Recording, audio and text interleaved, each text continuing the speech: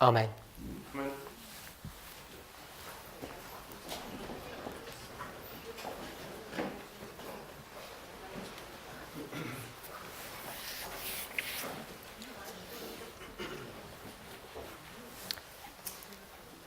In the last study that we did, In der letzten Stunde we began to look at Christ Object Lessons, the first 2 paragraphs of the book. haben wir uns die ersten beiden Paragraphen oder Abschnitte des Buches angeschaut. And we saw how Ellen White would use parables Und wir We hebben gezien dat Sister White gelijk gelijkenissen gebruikt. and talk about the methodology of parable teaching. We hebben gezien dat zij spreekt over het leren in gelijkenissen. That we could make some profound deductions about what parables actually were. zodat we En dat wij tiefgründige diepe lessen kunnen leren. Conclusions. Dat wij conclusies kunnen trekken uit deze gelijkenissen. Gelijkenissen sind, was sie bedeuten. En wat ze betekenen, Without wat gelijkenissen parables, zijn. Ohne Gleichnis Zonder A gelijkenissen human being is een menselijk living wezen here on earth hier op aarde would not be able to get to heaven is niet in staat de hemel te bereiken. without Christ. Zonder Christus We all know that we could not attain to heaven. weten we allen dat we de hemel niet kunnen bereiken. Therefore it is Daarom is het that zo. Ellen White in her opening sentence Daarom is het dat Ellen White in haar eerste zin, says both in his teaching and his life or his mission, he was a parable.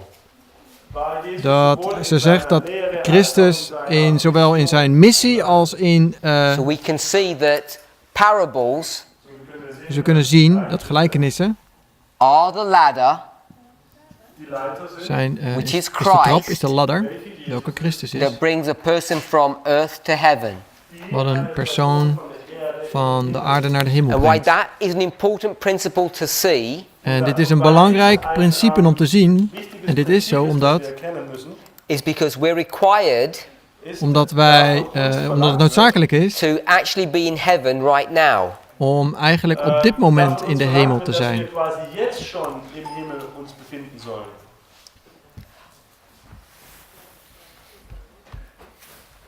Can somebody bring me my phone? I forgot that in the back there. And Daniel write that down to cut it out.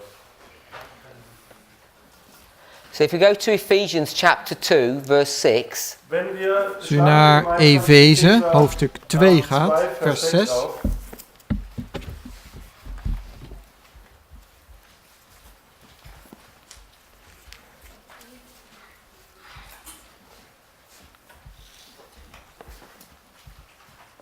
we'll go to chapter 1 verse 20 first.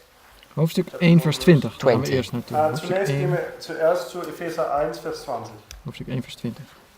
Talking about the Father, Es geht hier um den Het gaat Vater, hier om de which Vader. he wrought in Christ when he raised him from the dead and set him at his own right hand in the heavenly places. die hat den Vers Wirksam 20, werden lassen Efeze in 1, daar Christus, staat... als ihn En aus hij den Toten gewrocht heeft in Christus als hij hem uit de dood heeft opgewekt en heeft hem gezet tot zijn rechterhand in de In hemel. AD 31, In 31 na Christus, when Christ resurrected toen Christus opstond, auffuhr from the dead, oder auferstanden war uit von de den he was doden set opstond, upon the right hand of the Father Da wurde zat er hij zum aan de Rechten des rechterhand Vaters, van de Vader niedergesetzt. in heaven. in de hemel. Das im himmlischen Heiligtum. Go to Im the Himmel, ja. next chapter, verse 6, 2:6. Und jetzt im Volgende nächsten hoofdstuk, Kapitel, hoofdstuk 2, 2, vers 6. Not only did he do that for Christ, Er hat dies nicht nur für Hij heeft het niet alleen voor Christus gedaan, he has also raised us up together and made us sit together in heavenly places in Christ Jesus. Und, hij sondern heeft er hat ook uns ons auch medegezet in de hemel, versetzt in die Christus Himmelsregionen, Jezus. In Christus Jesus. And I'm suggesting En ik stel voor Schlage ich vor, that this sitting in heavenly places dat dit zitten in de hemelse gewesten Sitzen in diesen himmlischen Orten is not only in the future bodily, is niet alleen een toekomstig iets, stattfindet, it's presently in our experience. het zou ook nu in onze ervaring al moeten in plaatsvinden. unserer Erfahrung stattfinden. So parables Dus gelijkenissen Gleichnisse bring us to heaven so brengen ons naar de hemel now, op dit in moment. den Himmel, und zwar jetzt. not just at the second advent. Und nicht erst Niet pas bij de tweede We should komst. be immersed in these thought processes, wir sollten uns We moeten hier, like when you go underwater. wir sollten quasi in diesen Gedankenprozess hineintauchen. We should be like living in a bubble.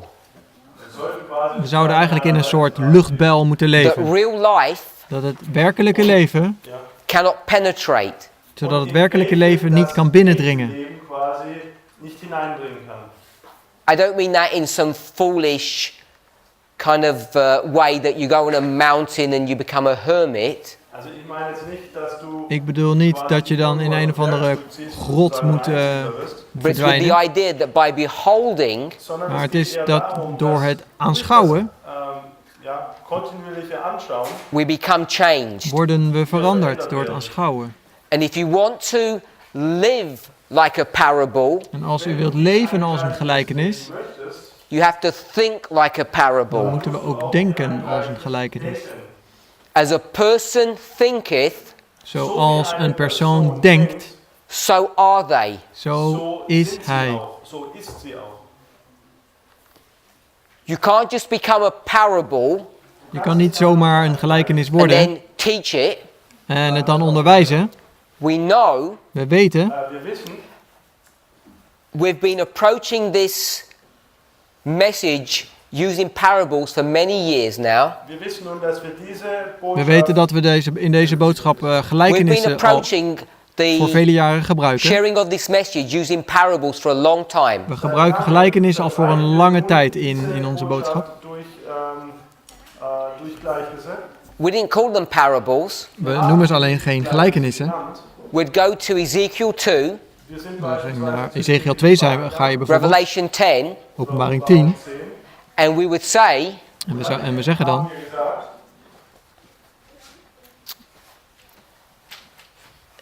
this man, dass dieser deze man, this human, dieser Mensch, deze mens, would eat ja, the eet Bible.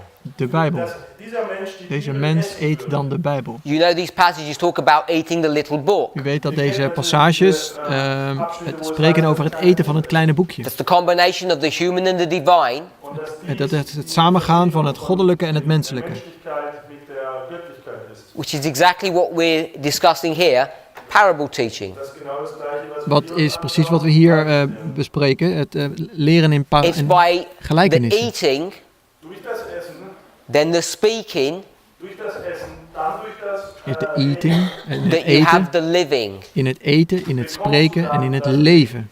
not the other way round. En niet in die andere. You don't first live Volgorde. a parable, then start teaching it that way. Je leeft niet eerst een gelijkenis om het dan vervolgens daarna te leren. Weise zu lernen. This idea Dit that we're idee in heaven now dat we op dit moment in de hemel zijn of moeten zijn, Himmel befinden sollen, through parables, door gelijkenissen. when you compare this to the concept of achieving or arriving in heaven with this ladder through Christ, Wat je kunt illustreren door deze ladder, welke Christus is another important principle or method that Paul uses. is een andere belangrijke methode die Paulus gebruikt. nutzt. I just want to give you the reference for it, not that we would read it. Ich möchte euch einfach Ik wil hier graag de referentie nog voor geven. Hoef ik niet per se te. In 1 Corinthians chapter 15, 1 Korinthe 15. Paul is going to develop a really nice logic. Ontwikkelt Paulus hier een mooie logica. And in this passage of scripture, In deze passage he's going to show us laat hij zien that the life of Christ, dat het leven van Christus, his death and resurrection, zijn dood en opstanding, Auferstehung becomes a model or a pattern for us. worden een model of een patroon voor ons. Muster wird. if you've been in this movement for any length of time, Als je je in deze beweging begeeft voor enige tijd, you will have heard this statement. dan heb je vast dit wel First the eens, natural, dit wel eens eerder gehoord. Eerst het natuurlijke then Erst das Natürliche, dann the spiritual. en dan het geestelijke. And this paraphrase Deze parafrase Zusammenfassung is taken from 1 Corinthians chapter 15. komt uit 1 Korinthe 15. And what we do, En wat we hiermee doen, we take a play on these words we gaan een beetje andersom met die woorden. and we say, En dan zeggen we vervolgens, in plaats van natuurlijk en geestelijk, first, zeggen we het eerst the Millerites, de Millerieten. then Dan us. wij.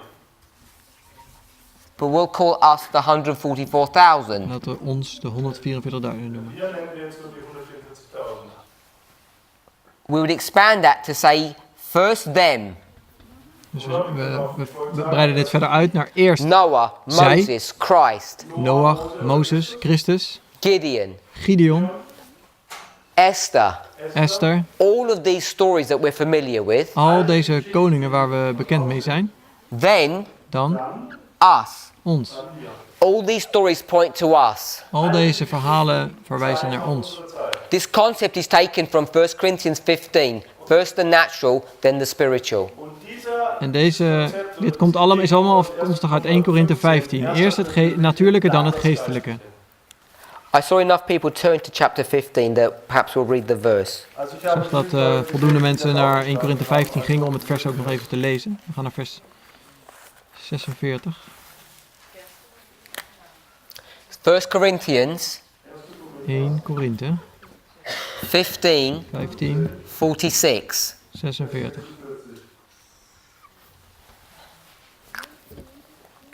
Howbeit, that was not first which is spiritual, but that which is natural, and afterward that which is spiritual. Vers 46. Doch het geestelijke is niet eerst, maar het natuurlijke. Daarna het geestelijke. We don't have the opportunity to look at these verses in detail. We zullen hier nu niet in detail op ingaan. Now remember, I'm saying that the use of parables brings you to heaven. Ik zeg dat het gebruik van gelijkenissen ons in de hemel brengt. We went to Ephesians 2:6. We hebben Efeze 2:6 gelezen. And it says, I'm saying that passage means that we're in heaven now. Ik zeg dat die passage ons leert dat we ons nu in de hemel begeven. So who's in heaven now? Dus wie bevindt zich nu in de hemel? You know, I'd ask people and say, are you in heaven or not? That's what we should be doing. Dat is wat we in feite zouden moeten doen. Because you all know in heaven, Want u weet dat in de hemel, not allowed to sin. daar mogen we niet zondigen. So if you're in heavenly places now, Zoals u zich op dit moment in hemelse gewesten begeeft, there'd be a sin problem, would there? There would not be. dan zou er geen zondeprobleem moeten zijn. People become nervous about this. Mensen worden dan altijd een beetje nerveus. It's not that I'd ask you, are you sinning or not? Het is niet zo dat ik vraag, bent u But I want zondig us u to of niet? conceptualize the idea. Maar ik wil u het idee voor ogen stellen. Dat u daarover nadenkt. All of these ideas can be drawn into this principle of parable teaching. It's all there. Al deze ideeën komen samen in het leren in gelijkenissen. So Paul in 1 Corinthians 15, Paulus in 1 Korinthe 15, what's he talking about? wat leert hij Because daar? he's not talking about Miller and us. Hij spreekt niet over Miller en ons. We know that, Dat weten we, hopefully. hopelijk. What is he dealing with? Waar heeft hij het dan wel over? He's dealing with the second advent. Hij spreekt over de tweede komst. When we really go to heaven Wanneer wij werkelijk naar de hemel gaan. in real life. in het werkelijke leven. bodily. Lichamelijk. If you're not sure about that, Als u daar niet zeker van bent, you just have to read the chapter. dann musst du dir einfach das lees dan Kapitel durchlesen. gewoon het hoofdstuk. So what he's going to say, Wat zegt hij dus? the evidence Sagt der Het Beweis, bewijs that Jesus dat Jezus was raised from the dead van de doden opstond,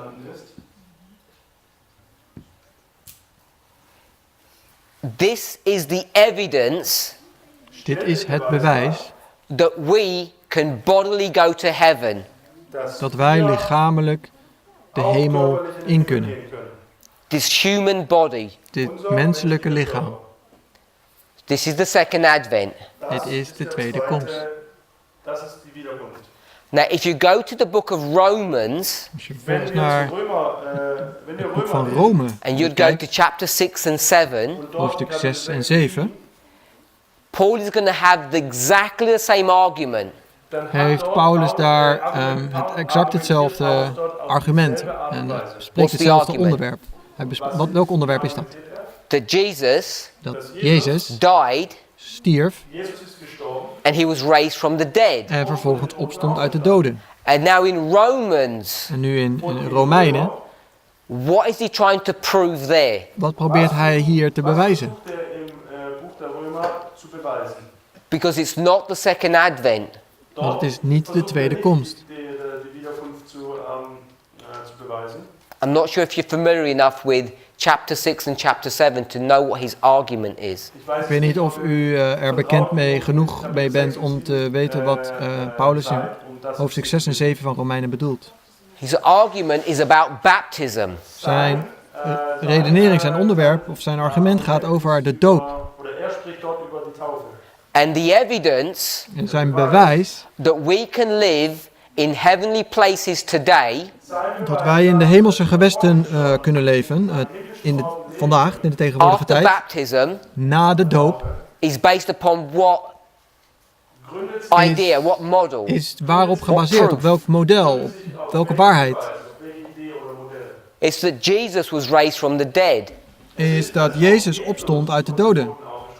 So he takes the death and resurrection of Jesus Dus we nemen de dood en opstanding van Jezus and applies that in 2 steps. en we passen dat toe in 2 stappen. In 2 Schritten da eine Anwendung machen. Step 1, Der erste Schritt De eerste stap, we are supposed to be in heaven now, we zouden nu in de hemel moeten zijn. Himmel sein sollten.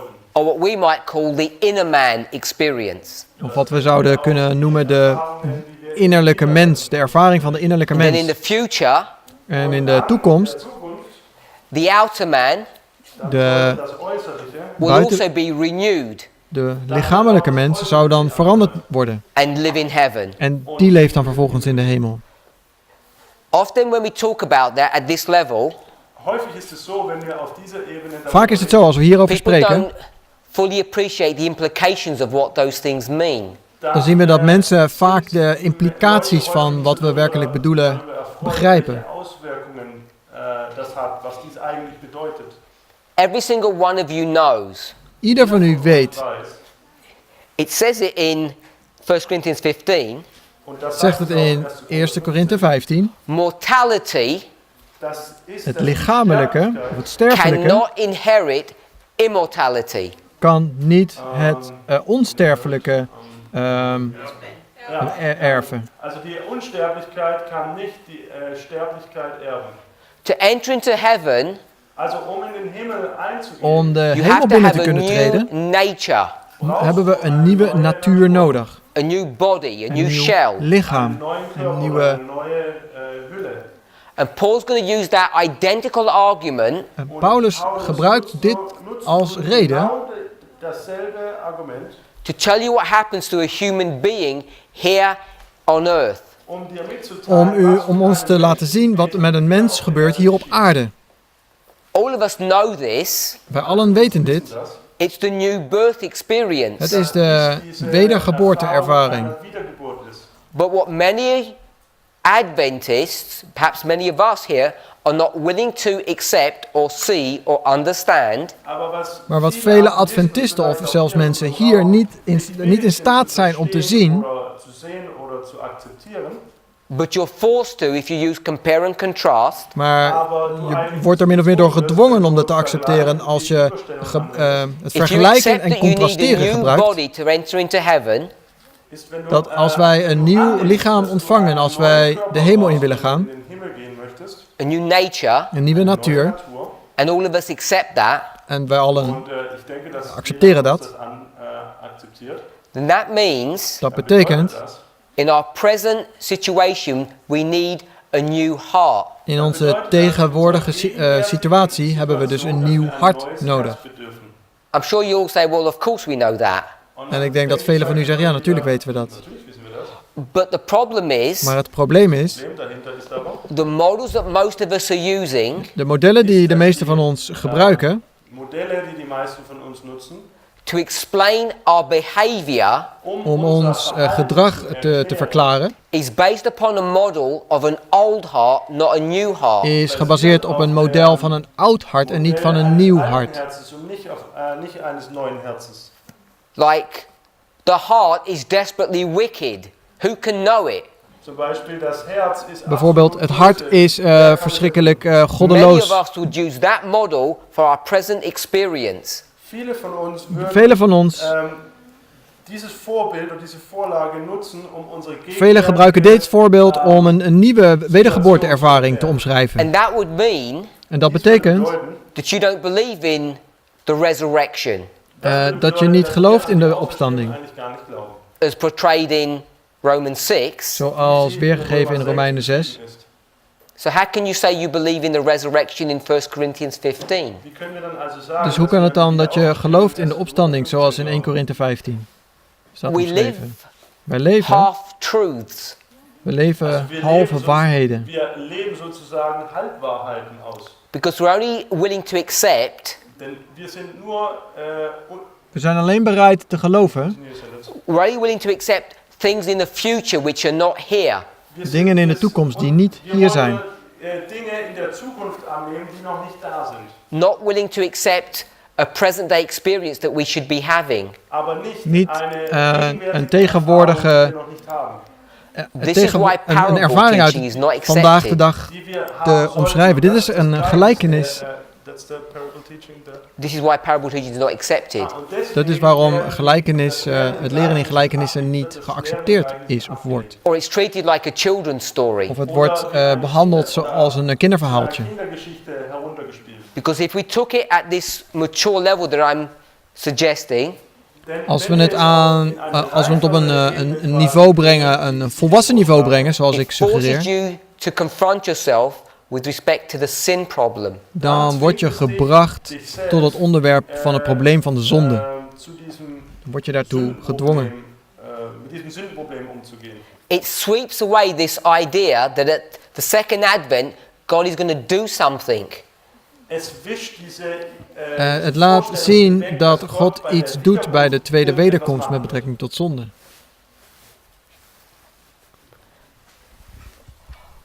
You've heard Elder Jeff speak about parables. U heeft ouderling Jeff horen spreken over gelijkenissen. Fractals, not parables. Fractals. Geen gelijkenissen, fractalen. You've heard him speak about fractals. Hij sprak over fractalen. I don't know how many of us are fully cognizant of what fractals are and how they work. Ik weet niet of iedereen bekend is met wat fractalen zijn en hoe ze precies werken. Let me give you a really simple example. Laat me u een heel eenvoudig voorbeeld geven. If you go to Revelation 14, Als je naar Openbaring 14 gaat, you have the first, second and third angels' messages. daar heb je de eerste, de tweede en de derde engelenboodschappen. This is verses 6 and 7, Vers 6 en 7, 8 vers 8 and 9 to 11. en vers 9 tot 11.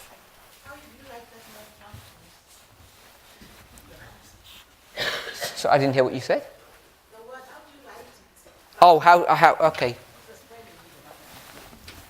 Don't ask me about spelling.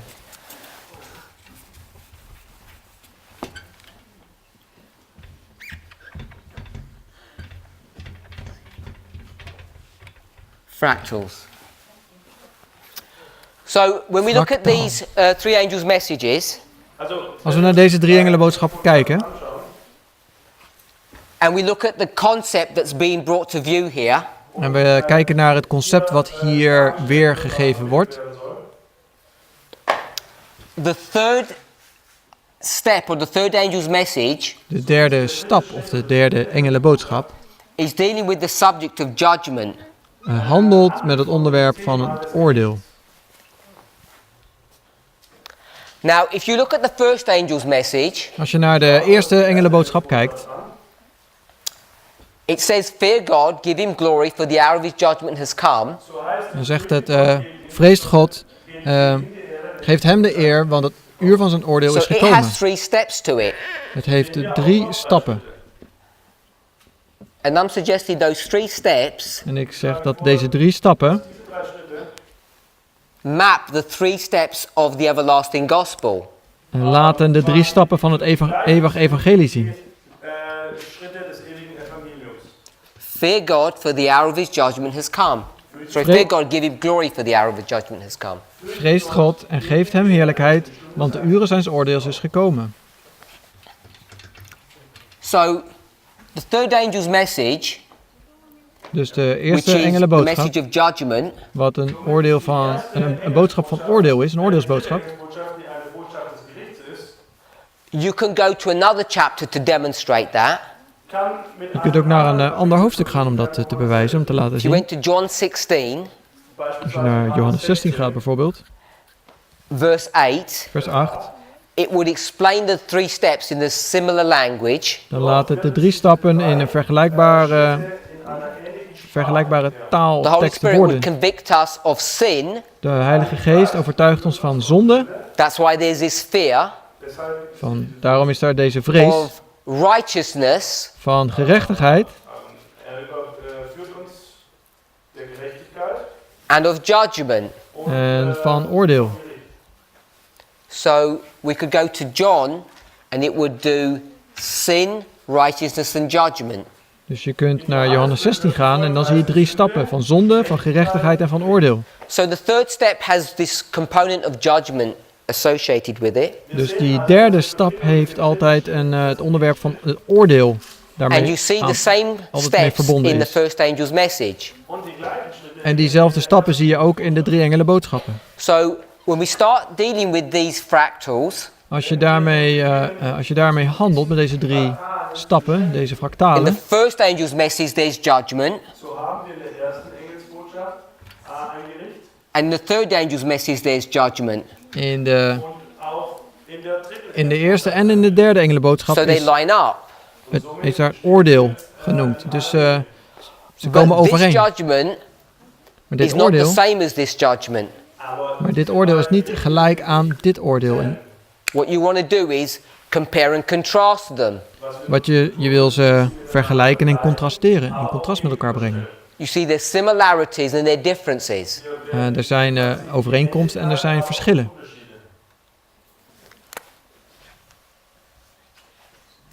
When we take the first angel's message and we have fear God, give glory to him for the hour of his judgment has come, Nehmen wir die Als we de eerste engelenboodschap nemen en je zegt, vreest God, geeft hem de heerlijkheid, want het uur van het oordeel is gekomen. we not only went to Revelation 14, we went to John 16. We gingen niet alleen naar Openbaring 14, maar ook naar Johannes 16. Johannes 16 gegangen. I'm saying you could go to other models En je kunt ook naar andere modellen gaan Modellen gehen können. to show these 3 steps. om deze 3 stappen te laten zien. And if we went to the sanctuary model, Würden wir nun zu Als je naar de heiligdom ging we know bijvoorbeeld, that the sanctuary is in 3 compartments, dan zie je dat ook het heiligdom uit 3 compartimenten, and we ruimtes can overlay a bestaat. religious experience over those 3 compartments. En we kunnen een religieuze of een religieuze godsdienstige ervaring met elk compartiment verbinden. Kunnen we daar overheen In the leggen, zo gezegd. courtyard, your sins are forgiven, In de voorhof worden je zonden vergeven, taken away from you. weggenomen van je. You're justified. Je wordt daar gerechtvaardigd. In the holy place, you're sanctified. In het heilige word je geheiligd. geheiligt. In the most holy place, En in het heilige der heiligen you're glorified. word je verheerlijkt. So we've got justification, Dus je hebt sanctification, je hebt rechtvaardiging, heiliging Heiligung and glorification. en heerlijkheid. This is the sanctuary model. Dit is het model van wat het heiligdom ons leert. This is the first angel's message. Dit is de eerste engelenboodschap. über die erste Engelsbotschaft. And this is John 16. En dit is Johannes 16. Johannes 16. And this is the three angels' messages. En dat zijn de 3 engelenboodschappen. Ganz oben wäre die dreifache Engelsbotschaft. So why these models Waarom deze modellen identifying glory at two different steps? de heerlijkheid laten zien in 3 verschillende stappen, of 2 verschillende Modelle stappen? und die Herrlichkeit an zwei unterschiedlichen Schritten. Because this one here Want deze hier, Die letzte hier is 1 Corinthians 15, dus de eerste hier is 1 Korinthe 15. and this one En deze is Romans 6. is Romeinen 6. What we might call Wat wij ook wel noemen, the inner das Innere het and the binnenste outer, en het buitenste. or the body. Of het lichaam. This is at the second advent, das findet Dit am is, zweiten Kommen statt. and this is the present day het experience. eerste is bij de wederkomst en dit is, de eerste is de of ervaring this van vandaag. All das Is built upon the methodology Dit is- of parables. Dit is allemaal gebaseerd op der de Methodik manier van To onderwijzen understand in the full gelijkenissen. implications of this, I don't think you can do it without parables. Und ich glaube nicht, dass wir ohne Ik geloof niet dat we zonder gelijkenissen kunnen om dit te kunnen Many of onderzoeken. us Velen van ons are learning truths leren waarheden Wahrheiten and we're not familiar with the rules that undergird these ideas, these conclusions. und wir wissen nicht, en we weten vaak niet wat de concepten of de regels zijn, die de onderliggende regels zijn, die leiden tot deze Therefore, we're conclusies. liable to make En mistakes. daarom zijn we in gevaar fouten te maken.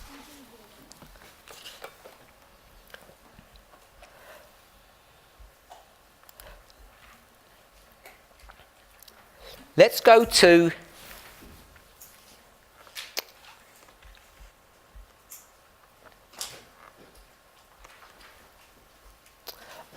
Matthew 13. Laten we naar Matthäus 13 gaan.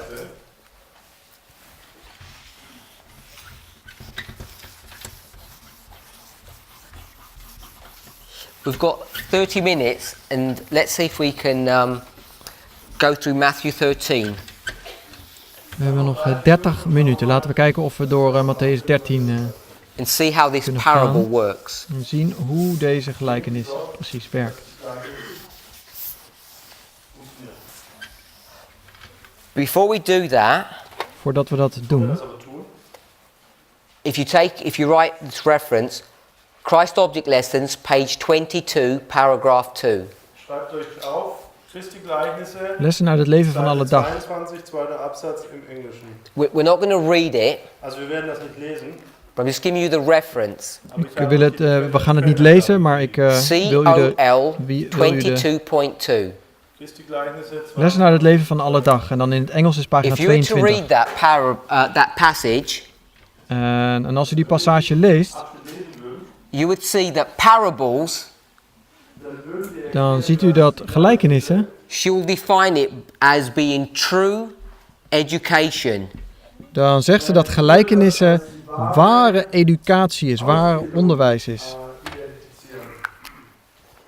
And when you see it as true education, En als je dat als waar onderwijs ziet, ware educatie beschouwt, Ausbildung ist, if I were to ask you what's the true education that we should be doing or receiving, als ik zeg wat is de ware educatie die wij many of you would moeten say doen gardening, of moeten ontvangen, dan zeggen velen van u tuinieren. the ABC of education. Dat is de ABC van, van educatie, of van opvoeding. And why is it so important? En waarom is dat zo belangrijk?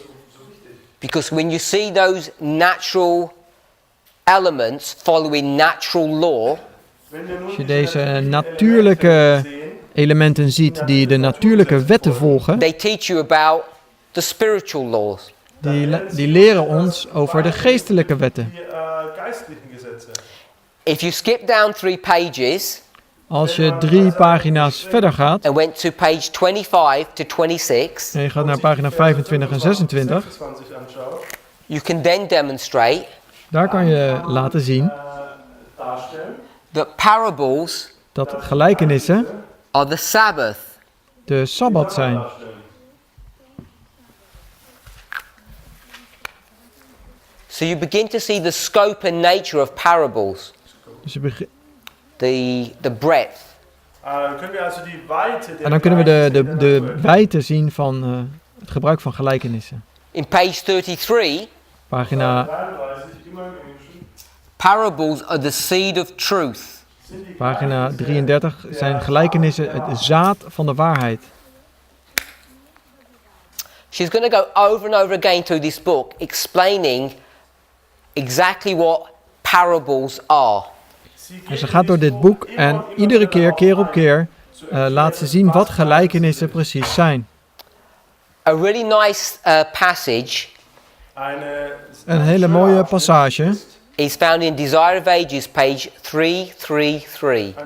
is in De Wens der Eeuwen, in de Engelse editie, pagina 333. Again, we're not going there, but I'm giving you the reference for Ik it. geef u weer de referentie en we gaan daar niet naartoe met te lezen. DA 333. Desire of Ages, pagina 333. Dat is De Wens der Eeuwen. In this passage, In deze passage, she's going to explain that Jesus begins to speak in parables. hier begint Jezus in gelijkenissen te spreken. Dit is hoofdstuk 35 van De Wens der Eeuwen. En wat She's going to list out Wat zuster a White number doet, of parables. is ze noemt een aantal gelijkenissen. Hoofdstuk She lists 35. out 8 parables that Jesus gives us. 8 gelijkenissen noemt ze hier. 8 Gleichnisse auf, die Jesus ausspricht. And then she defines the purpose or the nature of each parable. En dan definieert ze de waarde van iedere gelijkenis. So we'll go with 2 of them. Laten we 2 behandelen. Matthew 13, Matthäus 13, verse 24 to 30. vers The 24 tot en parable of met the wheat 30. and tares. De gelijkenis van het tarwe en het And the onkruid. second one, En de tweede, Matthew 13, Matthäus 47 to 50. Matthäus 47 tot en met 50. 7, 50. 47 tot 50.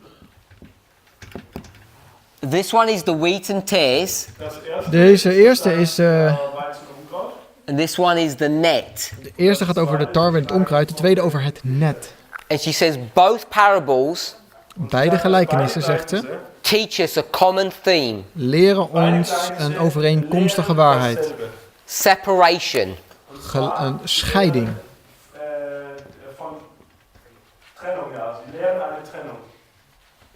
That's the purpose of these 2 parables. Dat is het doel van deze 2 gelijkenissen. I'll read what she says. Ik lees wat zij zegt.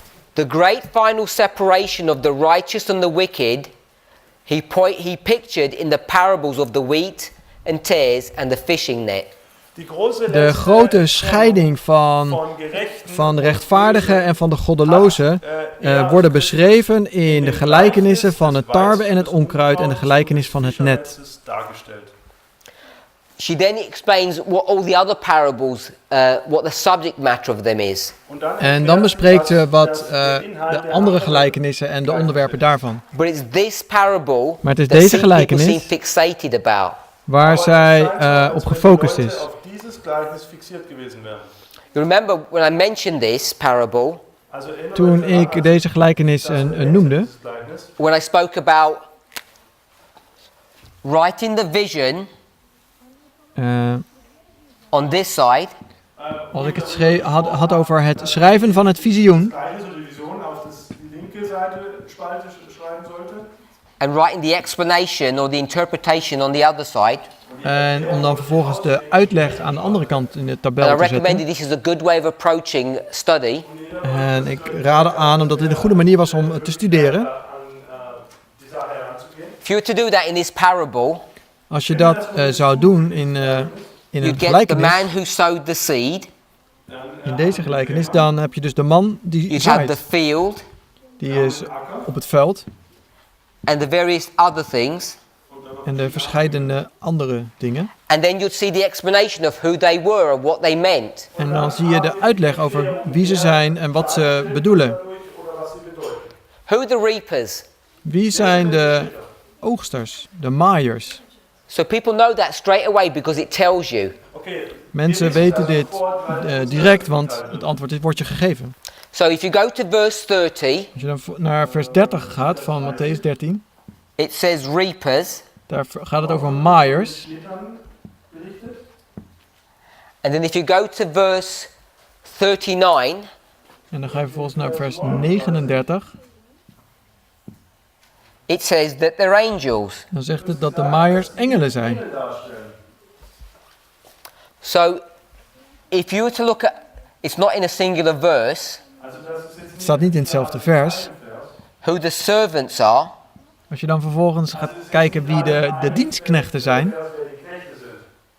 it's about the only symbol in this parable Het is that is ongeveer, not given. het is ongeveer het enige symbool in deze gelijkenis waar geen antwoord op gegeven is. Geen So why would that God do that? uitleg. Waarom doet God dat?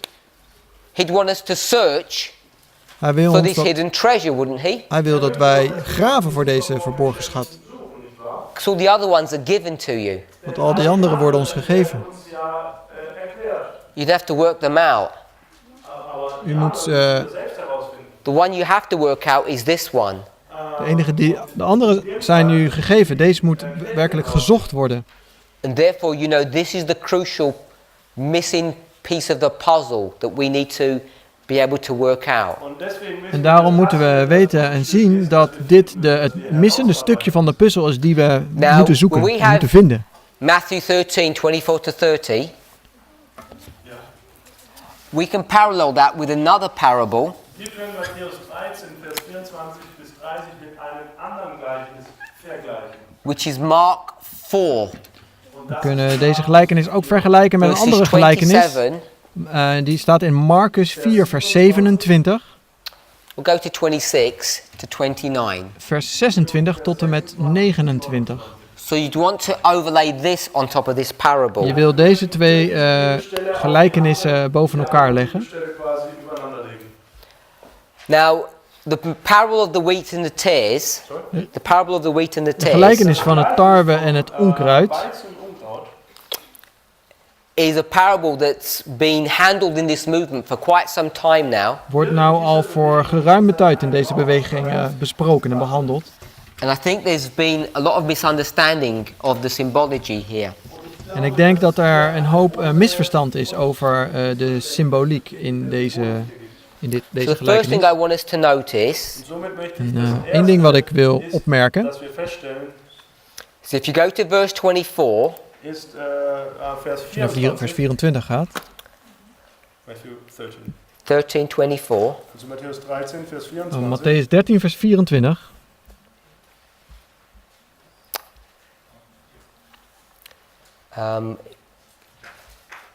I just have to search for something. Ich muss hier kurz was suchen. Ik ben even iets aan het opzoeken.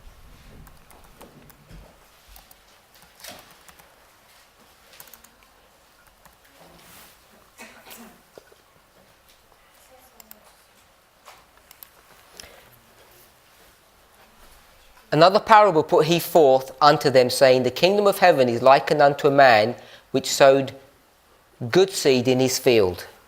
Vers 24. Een andere gelijkenis heeft hij hun voorgesteld, zeggende: Het koninkrijk der hemelen is gelijk aan een mens die goed zaad zaaide in zijn akker. And what we want to try to do is understand En wat we proberen te doen is te begrijpen dass wir verstehen, what that field is. wat die akker wir is. möchten herausfinden, was dieser Acker ist.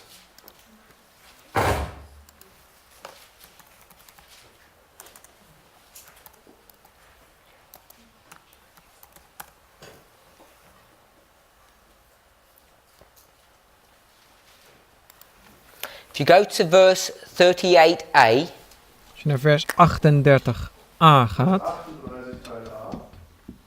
it tells you who the field is. dan vertelt het je wie de akker is. The field is what? Wat is de akker? The world. De akker is de wereld. So when Jesus says the world, did he actually mean the world or did he mean something else? Wat toen Jezus de wereld bedoelde hij de wereld of bedoelde hij eigenlijk iets anders? He meant the world, I presume. Ik neem aan dat hij gewoon de wereld bedoelde. The reason I asked the De question reden waarom ik deze vraag stel, is when you go to Christ object lessons and Ellen White comments on this parable, als je naar het lessen uit het leven van alle dag gaat en leest wat Ellen White het commentaar geeft op deze gelijkenis, chapter 4, in hoofdstuk 4, beginning page 70, beginnend op pagina 70 in de Engelse editie. after she quotes a few verses of the parable, Nadat ze een aantal versen citeert uit deze gelijkenis, first thing she says is this: het eerste wat ze zegt is dit. the field, Christ said, is the world. Het veld waar Christus van zegt is de wereld. But we must understand this as signifying the church of Christ in the world. Maar wij moeten het verstaan als zijnde dat het de So what has she just done? dat het de kerk in de wereld voorstelt. The field is not the world, Het veld is, de akker is niet de wereld, it's the church.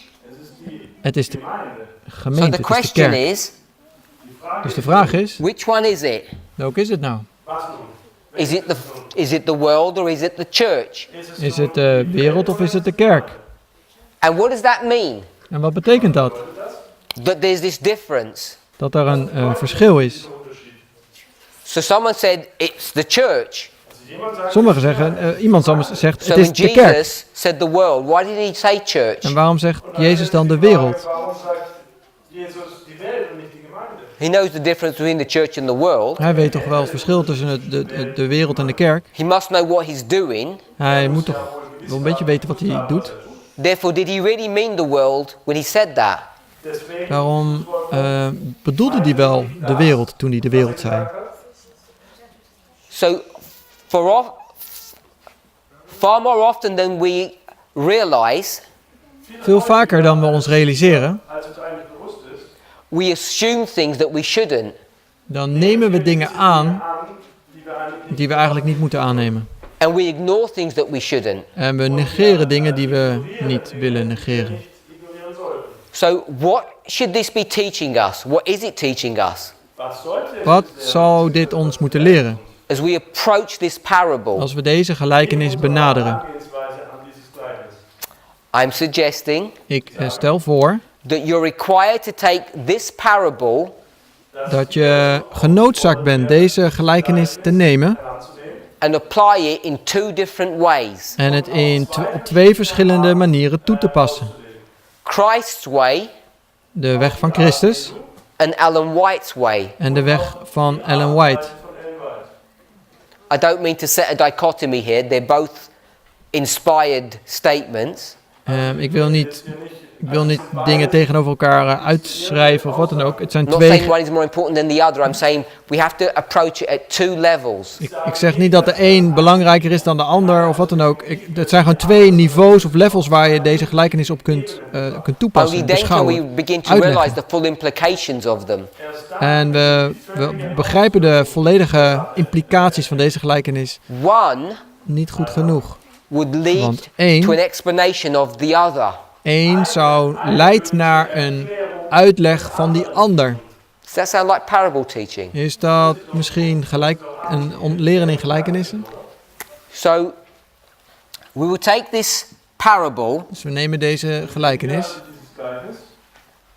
this one here, deze hier.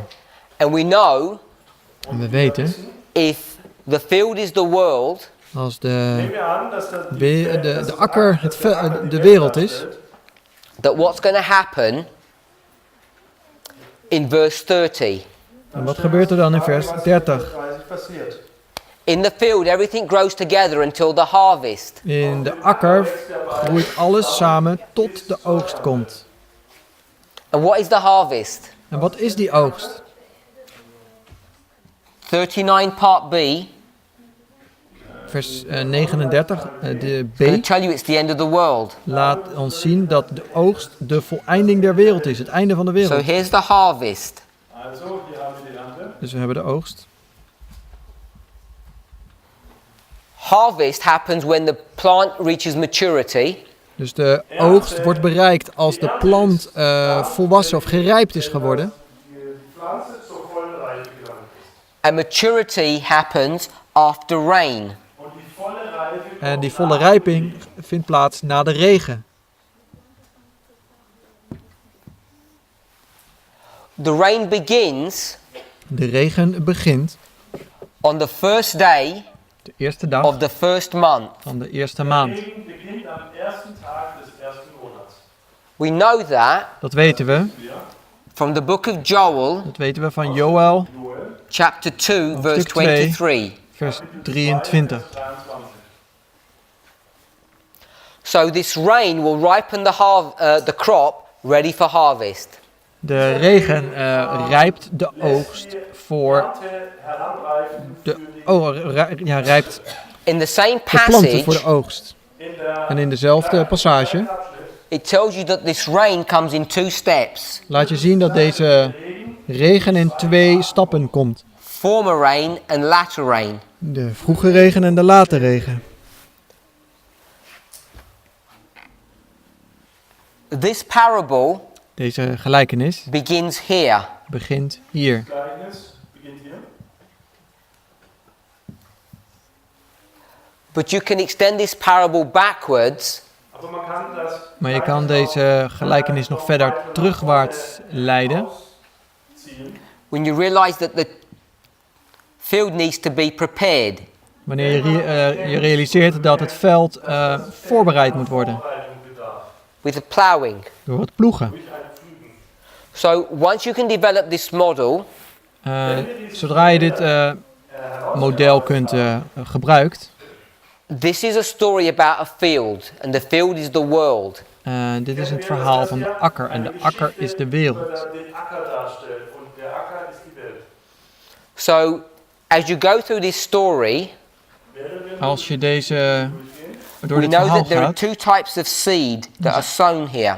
Dann wissen wir, dass es dan zijn er 2 vormen van zaad die hier gezaaid worden. Sorten gesät werden. Wheat and tares. Weizen und Unkraut. Tarwe en onkruid. The wheat and tares they begin to grow and then they begin to mature and then they're harvested here. Tarwe en het onkruid groeien in volwassenheid en rijpen en worden uiteindelijk hier They are geoogst. harvested at maturity. En ze worden geoogst wanneer ze rijp zijn. Die Ernte.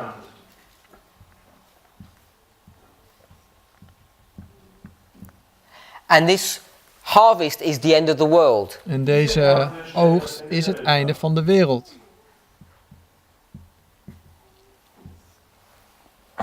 So here at the end of the world, Hier aan het einde van de wereld.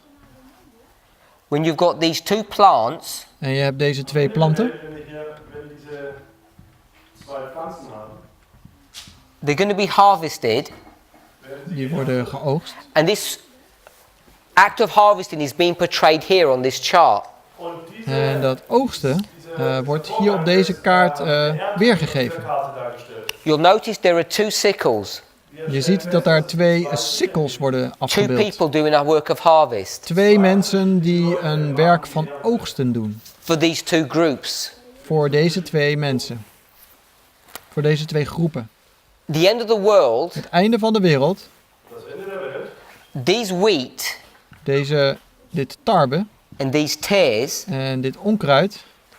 when we ask ourselves, who is going to be alive here at the end of the world? En we vragen ons af, wie zullen hier leven aan het einde van de wereld? Leben sein wird. Ellen White gives us all of this information. The Bible does too. Dan geeft Ellen White ons die informatie.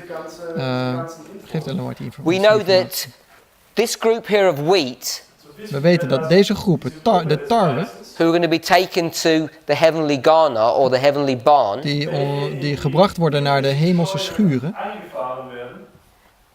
are a symbol of the 144,000. zijn een symbool voor de 144.000. And these tares En het onkruid Das Unkraut are whom? stellt wen is the wie? wicked, Zijn de goddelozen. or we call them Babylon. Of we noemen het ook wel Babylon. All the people that remain here on earth Alle mensen die hier op aarde blijven, blijft. who are going to be destroyed at his glory. die verwoest worden door zijn heerlijkheid. Vernichtet werden. Let me say that using different language. Laat me dat zien door andere taal te gebruiken. This is the church Dit is de kerk, de gemeente. and this is the world. En dit is de wereld. The Jews and the Gentiles. De Joden en de goddelozen. The kingdom of God and the kingdom of Satan. Het koninkrijk van God en het koninkrijk van Satan. Because remember, an enemy put these tares in. Want weet dat een vijand dit onkruid erin heeft gebracht. And this is the field, Dit is de akker, which is the world. wat de wereld is. Den Acker oder die Welt? So this parable Deze gelijkenis is relatively easy to understand is relatief makkelijk om te begrijpen. Einfach zu verstehen. if you allow the symbology to explain itself Om de symboliek zichzelf te laten verklaren.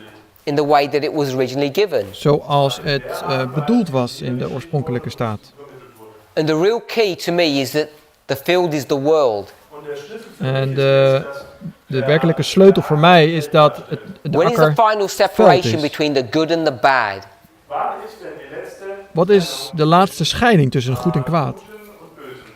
It's here at the end of the world, Dus hier aan het einde van de wereld, In der Weltstadt. in the period that we call Jacob's time of trouble, In einer die wij noemen de Zeit der Angst. tijd van Jacobs which happens benauwdheid. Tijd van benauwdheid. after Daniel Wat na 12:1. Daniel 12 vers 1 Findet nach plaatsvindt. Vers 1 statt. when everyone who is righteous will remain righteous Dat and who is iedereen, unrighteous will remain unrighteous. iedereen die heilig is, heilig zal blijven. En ieder die onheilig is, zal onheilig blijven. That sounds like maturity, Dat klinkt als volwassen, rijp. Reich voran. because that's what it is. Want dat is wat het is. And once that statement is made, that condition is achieved, Zodra dat is bereikt, Erreicht ist oder diese Aussage getätigt wurde, then begins the harvest dan begint de oogst of the church and the world. van de gemeente en de wereld. war von der Welt als auch von der Welt. Gemeinde, Entschuldigung. The church De Get gemeente, taken de kerk, to heaven, wordt naar de wereld gebracht, naar de and the wicked, hemel gebracht. En de they'll be goddelozen cut and burned. zullen afgesneden worden en verbrand.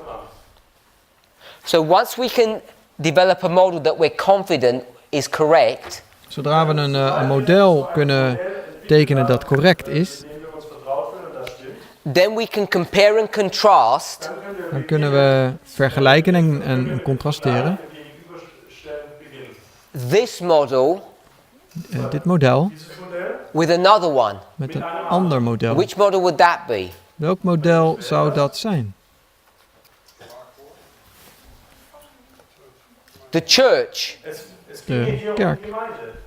Christ is saying, Was Jesus sagt, let's look at the world. Jezus zegt, kijk naar Christ de is saying, let's look wereld. at the world. Jezus zegt, kijk naar de wereld. anschauen. And Ellen White is saying, En Ellen White zegt, no, let's look at the church. nee, kijk naar de kerk, naar de gemeente. Die Gemeinde anschauen. Let's take this parable Neem deze in a gelijkenis way that Christ never intended, op zo'n manier zoals Christus hem nooit bedoelde, nicht vorhatte, never spoke about, nooit over sprak. and let's apply it to a different entity. En laten we het toepassen op een andere groep. Einheit sozusagen anwenden. Is she allowed to make such an application to do that? Is toegestaan dit te doen? Zu tun. Were the wise men allowed to do that? Waren de wijzen uit het oosten toegestaan dit te doen? Is Paul in Acts 15:15? Is James in Acts 15:15 allowed to do that? En is Jacobus in Handelingen 15 vers 15 toegestaan dit te doen? The answer to all those questions is yes. Het antwoord voor al deze, voor deze vragen And so the is question is ja. asked, Are we allowed to do that? Dus de vraag is, zijn wij toegestaan dat te doen? Are we allowed to take portions of inspiration Zijn wij toegestaan delen van uit de Bijbel te nemen aus dem Wort nehmen and say that they mean something that the original author said it didn't mean? und dürfen en daar iets over te zeggen wat de oorspronkelijke schrijver zei dat het niet bedoelde? Dat hij daarmee iets Give you an anders bedoelde? example. Ik geef u een voorbeeld. Moses, Mozes, he said hij zei in Leviticus 26 in Leviticus 26 3. Mose 26, that there was a prophecy dat daar een profetie that was predicting punishment, die een oordeel of een straf and the voorspelde. punishment was being described as 7 times. und diese En deze straf werd beschreven als 7 tijden. genau, die kennen Sie schon, in 7 Zeiten oder Male ausgesprochen. What did he mean when he said that? Wat bedoelde hij toen hij dat zei? What was he talking about? Waar had hij het toen over? He was talking about Hij sprak a over punishment een straf Sprach über eine Strafe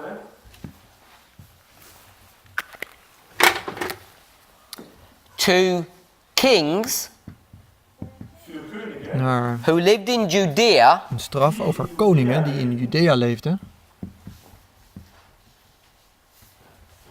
and it was 4 specific kings. En het waren 4 specifieke koningen. Könige, nämlich 4. And this punishment would come to them En deze straf zou tot hen komen after nadat, a period of probation. na een periode van genade.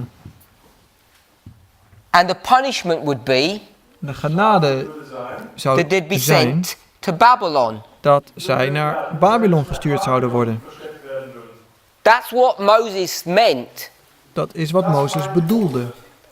And then someone else comes up En dan komt ineens iemand anders, Jetzt kommt jemand anders, called Miller, die we Miller, and he takes all of die Miller this heette, en die neemt dit allemaal.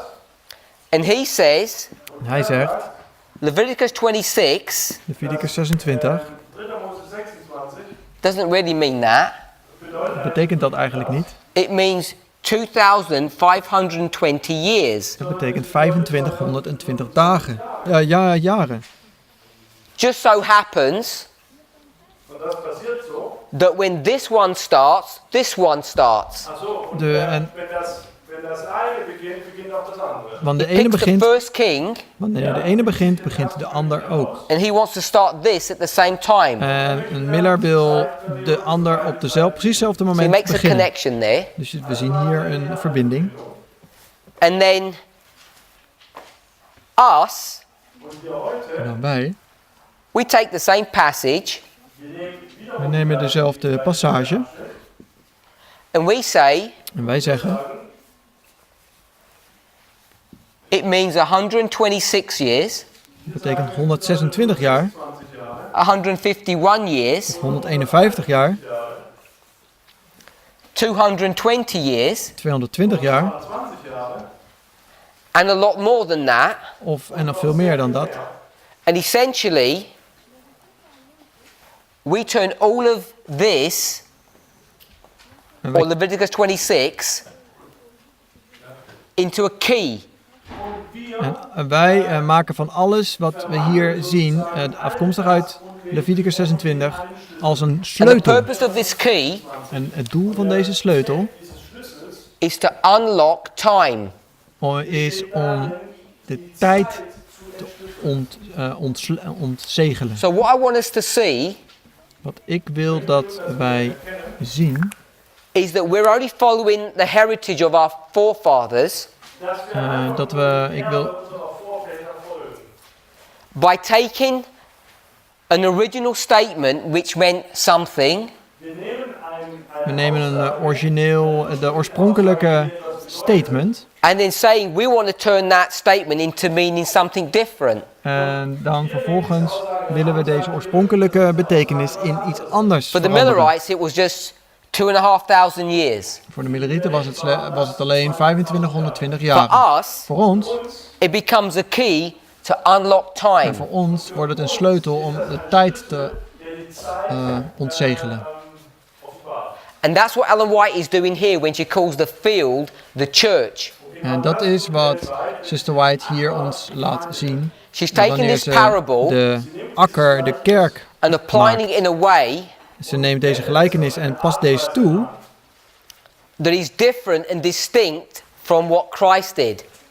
anders dan, ze neemt deze gelijkenis en ze legt hem anders uit als dat Christus hem uitlegt. And you can see the problem with that, hopefully. En u kunt het probleem zien, hoop ik. If this is not the world, Als dit niet de wereld is, but it's the church, maar het is de wereld, het is de kerk. what does that mean? Wat betekent dat dan? Not only does it mean that there's wheat and tares in the church, Het betekent niet alleen dat er dus tarwe en onkruid in de kerk zijn. it means that there must be some kind of separation that goes on in the church. Dat betekent dat er dus ook een soort van scheiding moet plaatsvinden in de gemeente. Some kind of division that goes on. Een soort van een scheiding. Wheat on one side, Tarwe aan de ene kant tares on the other. And what we need to onkruid aan de try andere to kant. understand En wat wij willen begrijpen, is when that would happen. wanneer dat moet plaatsvinden. Because one thing that you have to realize Eén ding wat we ons moeten realiseren, is that it's not going to happen at the same time as this one. dat het niet tegelijkertijd als deze It's not kan going to happen here plaatsvinden. from after Daniel 12:1. Het kan niet plaatsvinden na Daniel 12 vers If 1. this is the end of the story, Als dit het einde van het verhaal is, the division or separation in the church must occur beforehand. dan moet de scheiding in de kerk daarvoor plaatsvinden. Ellen White's application is forcing you down this conclusion. En de toepassing van Ellen White dwingt je deze. And the reason why Kant this op te becomes redeneren. problematic En waarom dat problematisch is voor is velen, because in her lifetime, want in haar tijd, toen zij leefde, she would not allow anyone liet ze niemand toe to do this work of separation. dit werk van scheiding te doen. Anytime someone would try to do that, Iedere keer als iemand dat probeerde te she doen, would stamp upon them zou ze and force them to stop. dan dwong ze deze personen dat Her te published stoppen. work stands. Haar werk toch blijft staan, haar gepubliceerde The werk field blijft is the staan. church, Dat de akker de gemeente is, which needs to be harvested and separated into two groups. welke geoogst moet worden en gescheiden in twee groepen. What we're struggling with in this movement Waar wij in deze beweging is not only worsteling mee reconciling hebben, what the wheat and the tares are, is niet alleen een worsteling over wat de tarwe en het onkruid which is just is, a technical problem. wat slechts een technisch probleem is. We're struggling with the fact of how do we explain Ze worstelt met hoe leggen we uit that this church Dat is deze- going to split into two. dat deze gemeente in tweeën wordt gesplitst. And how and when that will happen. En hoe en wanneer dat zal plaatsvinden. Many of the models that we have understood, Vele van de modellen die wij hebben begrepen, when we begin to conceptualize how the separation works, when it happens, en dan beginnen we te begrijpen hoe die scheiding plaatsvindt en wanneer dat plaatsvindt, sometimes haven't been accurate. waren soms niet correct. Because we've not followed these rules properly, Omdat we deze regels niet correct gebruikt hebben. or they've not sounded correct, Of, or they haven't sounded correct to people. of ze hebben niet correct The conclusion that the church is to split, de conclusie dat de gemeente ook moet scheiden. because we ourselves are not even familiar with the methodology to prove this. Omdat we zelf ook niet kundig zijn om te bewijzen dat dit klopt. You're required U, to use more than just inspired statements. we moeten meer dan alleen geïnspireerde citaten Because those gebruiken hiervoor. statements, Want deze citaten, outside the structure of parables, buiten de structuur van deze gelijkenissen, are not convincing arguments to show the truthfulness of what we say. laten niks zien over of het waar is wat wij zeggen. If we were following parables correctly, Als wij gelijkenissen correct gebruiken, we would know ourselves how to take this parable and explain it at this level, dan weten we hoe we deze gelijkenis moeten nemen en tot dit niveau moeten uitleggen. then having understood it for ourselves, we'd be able to explain it to others. En als we het voor onszelf begrijpen, dan weten we ook hoe we het aan But at anderen the kunnen brengen. moment, we've got many different voices in our movement trying to explain these things with different conclusions. Maar we hebben in de tussentijd vele verschillende stemmen in de beweging gehoord die tot verschillende conclusies kwamen. Which is indicative of the fact that we really don't know what we're doing. It's showing. Wat ons leert dat we in werkelijkheid helemaal geen flauw benul hebben wat we doen. Yeah. So let me summarize. Oké, laat me het samenvatten. I want us to really become familiar with parables. Ik wil dat iedereen zich bekend maakt met gelijkenissen. I've given you a number of examples of pertinent verses that we could look at.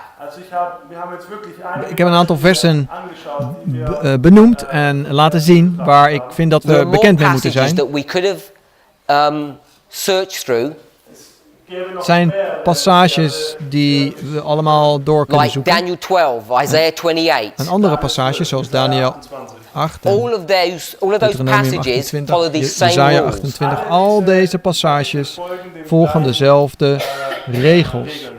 Parables, Gelijkenissen, I've rubbed out most of this, cover a lot more scope than we realize. gelijkenissen dekken een grotere scope dan dat we tot nu toe besproken hebben. They explain the doctrine, they explain the everlasting gospel. Ze leggen de doctrines en het evangelie uit, de Sabbat And even the very life of Christ. en zelfs het leven van Christus. One of the parables that we are wrestling with in our movement, Een van de gelijkenissen waar we one of the ook mee, parables that we wrestle with, we waar we fight mee with, worstelen in onze beweging, een van de gelijkenissen, is Matthew 13, wheat and tear. is Matthäus 13 over het tarwe en het onkruid. And what we've done Wat we daarmee gedaan is hebben, forgotten what Jesus taught us we hebben vergeten wat Jezus ons leerde. and not realized We hebben ons niet gerealiseerd that Ellen White is giving us another model, dat Ellen White ons een ander model heeft and gegeven. our approach should be to understand this model, the church model. You first have to understand the world model. De fout die wij gemaakt hebben is eerst naar het model van de kerk te zijn gegaan, terwijl we eigenlijk eerst naar het model van de wereld moeten gaan om deze gelijkenis te Because begrijpen. one will explain the other. Want de een zal de ander uitleggen. Once you can see Zodra u kunt zien that the model that Christ is teaching dat het model dat Christus ons leert, is an issue between the church and the world, is een probleem tussen de kerk en de wereld. you can take this parable U neemt deze at gelijkenis another level, tot een ander niveau. and then all of these symbols have to be explained differently. En dan al deze symbolen kunnen dan op een andere manier verklaard worden. The world, verse De, 24, de sorry, the wereld. church, verse 24, de gemeente in vers 24 is no longer the world, it's the church. is niet langer de wereld, het is The nu field, sorry. The field is no longer the world, it's the church. de akker, is niet langer niet de wereld, het is nu de And akker. therefore, all the other symbols de have to gemeente. cascade and fall into line. En dan al die andere versen en symbolen moeten daar dan mee in overeenstemming worden gebracht. If you want to do it correctly, Als je dat correct wilt doen, you have to do it via parables. dan moet je dat door gelijkenissen doen. And you can end up getting the right answer that way. En daarmee kan je tot de You juiste will. You'll antwoorden end up komen. coming to the right answer. The reason why we've got so many different approaches or solutions to this problem here En waarom er zoveel antwoorden zijn op deze vraagstukken? is because we've not approached it as a parable. Omdat we het niet hebben benaderd en gebruikt als een gelijkenis. By comparing Christ's model with Ellen White's. By comparing Christ and Ellen White's Door het model. model van Christus te vergelijken met dat van Ellen White. Let's pray. Laten we bidden.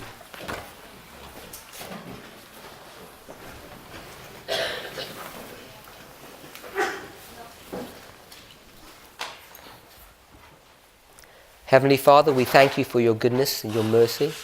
Hemelse Vader, we danken u voor uw goedheid en uw genade. Lord, it's my hope and prayer Het is mijn hoop en gebed that my brothers and sisters have been inspired to study parables, dat mijn broeders en zusters geïnspireerd zijn om gelijkenissen te bestuderen. to begin to use them in their studies. Om ze te gebruiken in hun studies. Not only to teach using this methodology, but to live it. Niet alleen om deze gelijkenissen kunnen onderwijzen, maar ook om ze We te ask for a special leven. blessing as we rapidly approach to the Sabbath. We bidden om een speciale zegen, omdat we ook snel naderen tot de Sabbat. And we ask for a special blessing as we prepare ourselves for the communion service this afternoon. En we bidden ook dat u ons zegent in de voorbereidingen voor In Jesus' het name. avondmaal dat we Amen. met elkaar mogen hebben. In Jezus' naam bidden we dat.